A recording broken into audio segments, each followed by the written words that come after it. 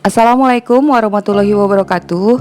Nah, hari ini agak spesial sedikit ya. Kita akan membicarakan tentang metode-metode dalam pembuatan roti. Ternyata memang banyak sekali. Nah, ada beberapa yang udah pernah Mama Iji share di video. Jadi kita saling berbagi ya. Kalau ada kekurangannya mohon dimaafkan karena semua kita perlu proses untuk belajar, mendapatkan ilmu dari mana aja. Nah, seperti ini kalian bisa lihat ya. Ini salah satu contoh dari hasil fermentasi. Tujuan Mama Iji buat video ini sih hanya untuk berbagi bagaimana sih caranya agar kita bisa buat roti dengan mudah dengan hasil yang memuaskan. Yang pasti kalian semua menginginkan kelembutan dari hasil roti yang kita olah. Nah, ini ada 3 yang akan kita bahas. 3 diantaranya adalah metode Biga, Pulis, dan Spong.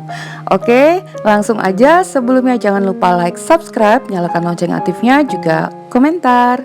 Nah, kita akan membahas dulu untuk metode Pulis. Ini dia bahan-bahannya. Kalian nanti bisa lihat juga di kolom deskripsi ya. Di sini kita gunakan terigu protein tinggi. Katanya Pulis ini adalah berasal dari Perancis. Wah, jauh ya kita belajar. Nah, setelah ini kita masukkan sejumput ragi instan. Jadi komposisinya tuh sangat tidak banyak sekali, sedikit sekali. Kalian bisa lihat sejumput 2 jumput aja. Jadi istimewanya dari metode ini, kita hanya menggunakan sedikit ragi, tapi nantinya dengan tepung utama itu bisa 800 sampai 1 kilo. Kemudian kita masukkan air. Airnya air biasa aja, suhu ruang. Jadi untuk perbandingan bahan pulis ini, perbandingan air dengan tepung itu 1:1. Nah, dengan pemakaian ragi yang sekitar 1 gram, kalau ditimbang susah ya, jadi kalian cubit aja.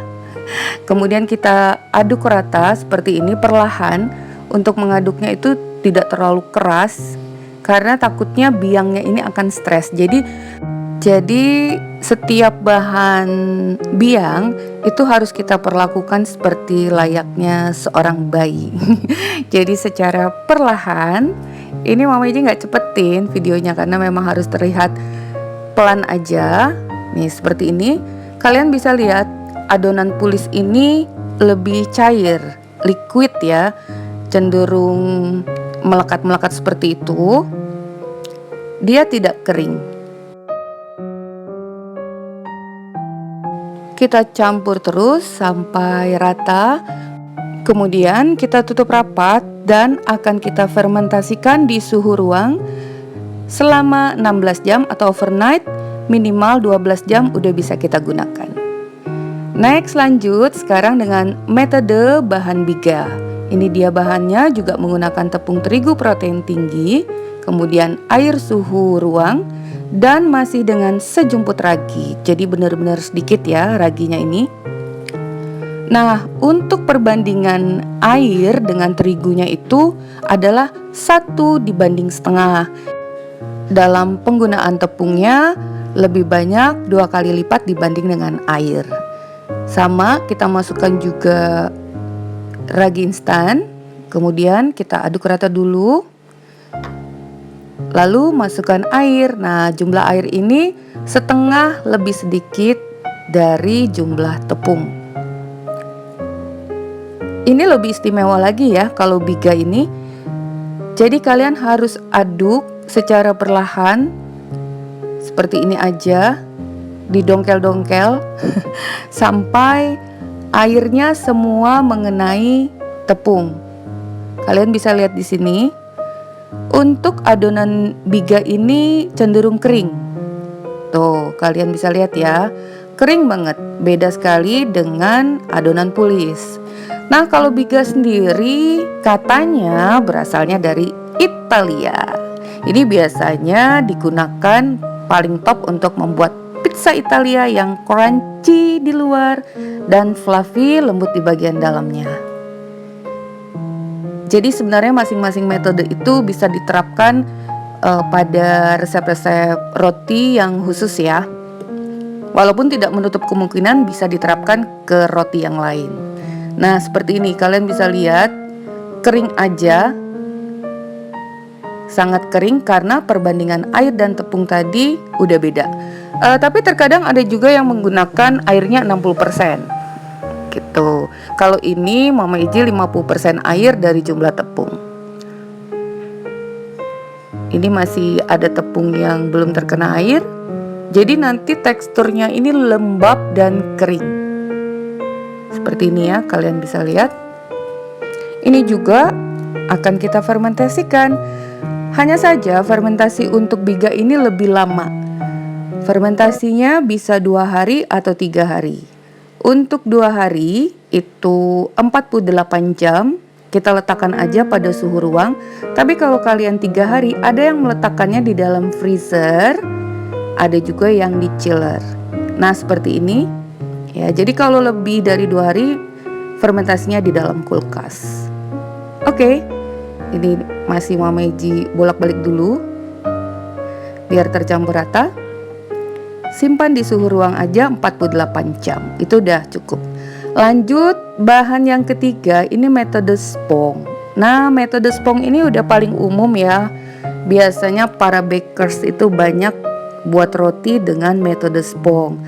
Perbedaannya dari metode biga dan pulis, penggunaan ragi ini agak lebih banyak sedikit. Sekarang tepung tadi kita tuangkan dengan ragi insannya dicampur, kemudian masukkan air. Perbandingan tepung dengan air untuk spong ini 1:1.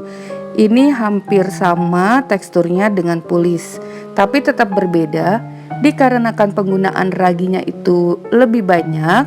Jadi proses fermentasinya bisa lebih cepat. Nggak pakai overnight juga udah bisa digunakan. Kita tutup bisa dengan apa aja ya. Fermentasi 2-3 jam udah cukup di suhu ruang. Oke, dan inilah kesimpulannya. Untuk pulis menggunakan bahan yang sama berat dengan perbandingan air dan tepung yang sama 1:1, raginya 1 gram. Dan ini menyebabkan dough atau biangnya itu agak cair, dan kalau kita campur dengan bahan utama itu lebih mudah tercampurnya. Lanjut, untuk biga seperti tadi ya, bahannya dengan perbandingannya 1:1,5, jadi teksturnya lebih kering, dan untuk fermentasinya otomatis lebih lama. Nah, sambil Mama Iji jelaskan, kalian bisa lihat pada layar.